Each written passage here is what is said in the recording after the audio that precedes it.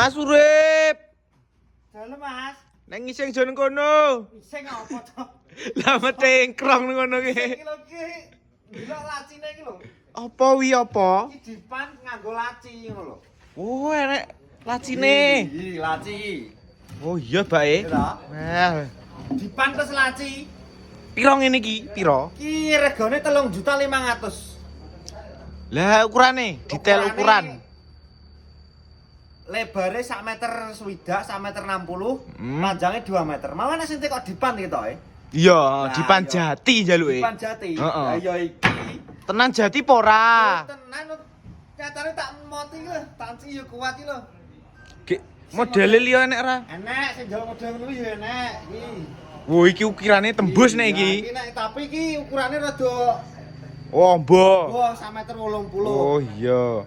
Berarti iso request. Iso. Sing iki regane rada murah iki. Iki gak nganggo laci soalnya. Oh, Nah. oh iya, Nganggo laci iya toh. iya. Sing iki mau nganggo laci. Piro sing iki? Sing iki 3.600.000. Sing kingke? Sing iki 3.500.000. Ya. Oh iya iya. Nah, mau menjaluk nganggo laci iki.